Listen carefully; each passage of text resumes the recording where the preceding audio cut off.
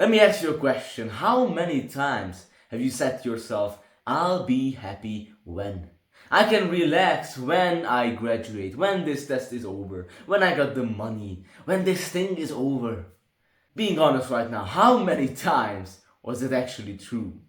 You see, most of the time, when we get that thing, we either are happy for a week or a day and then return to the same state that we were in before, or we either just can't appreciate the things that we anticipated so much because we already got our eye on the future.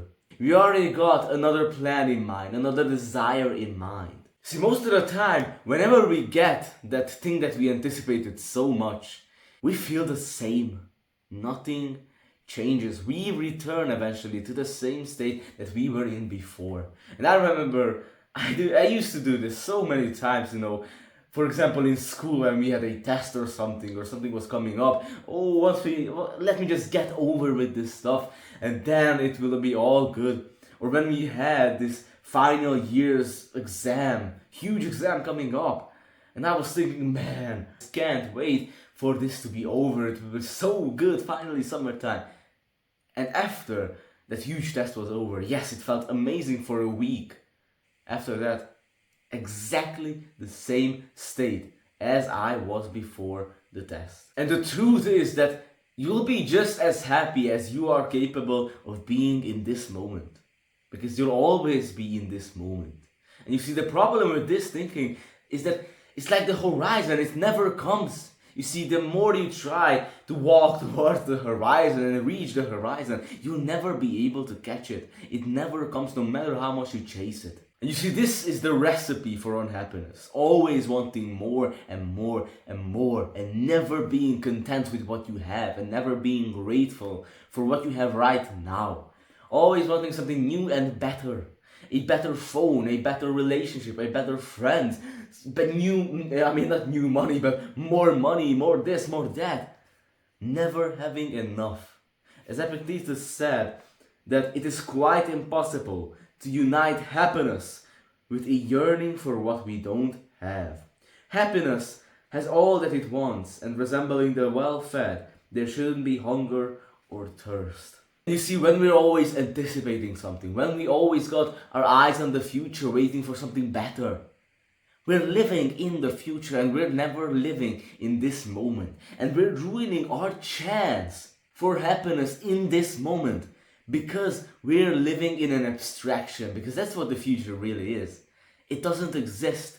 It's an abstraction. It only exists in our thoughts. In reality, there is only now.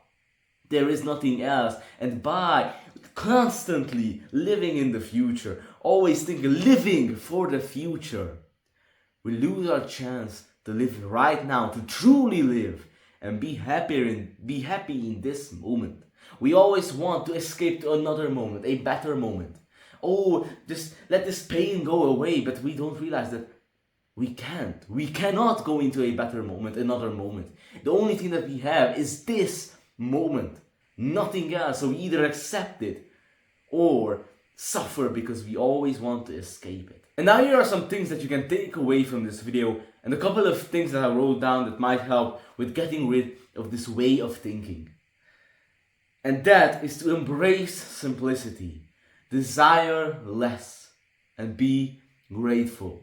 First, you gotta realize that all that new stuff, oh, that new phone is coming out, oh, I can't wait to get it, it will be so good. All that new and better stuff won't make you any happier than you are right now. Because I remember so many times when I got a new game or a new phone or something, and I thought it would make me so happy, but after getting it, after like a week, I felt the same. Nothing has changed. And it will be the same. I think that there were even a study that showed that up to a certain point, money doesn't make a difference. If you got money to live well, and it's not like you're living from month to month and barely making it.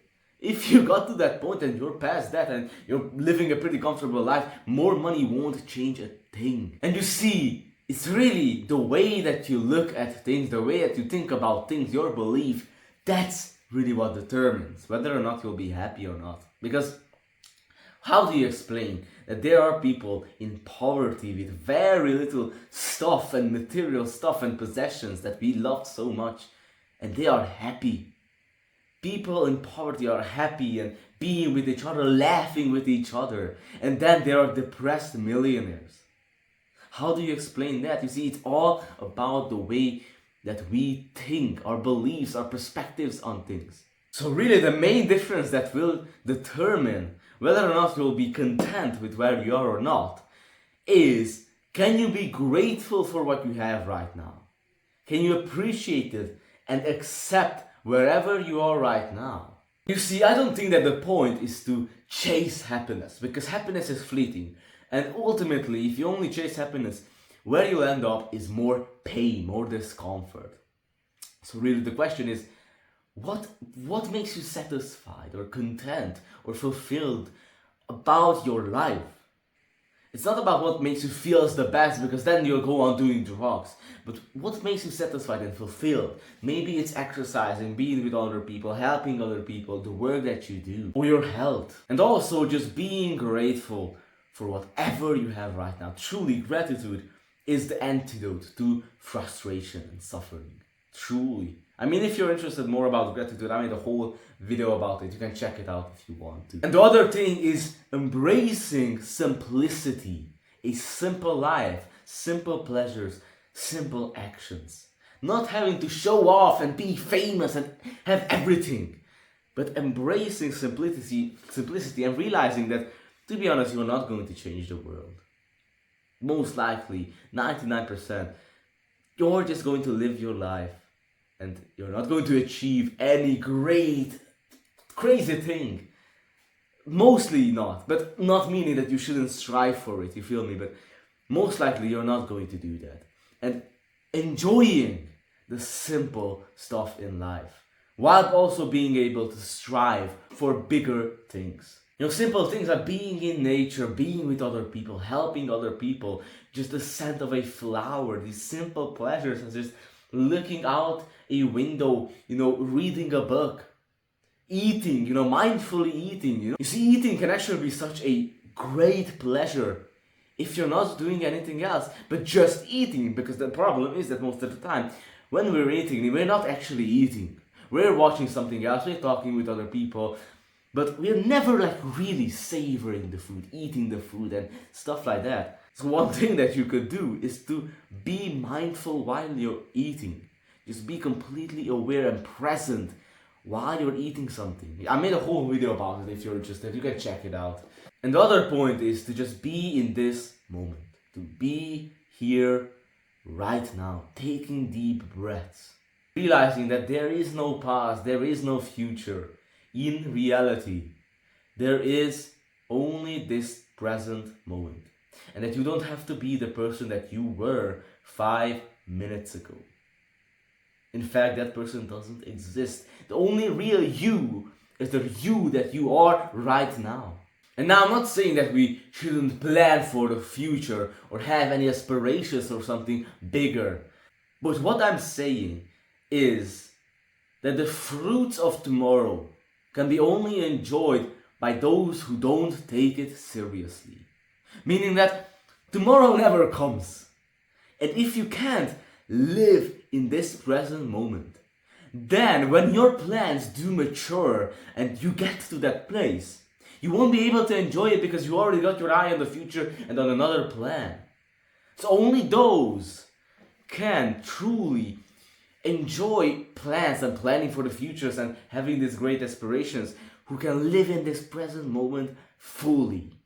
And fully right now. It's about realizing that tomorrow never comes. And if you put your happiness in tomorrow, that I'll be happy tomorrow, it never comes. Your happiness will never come.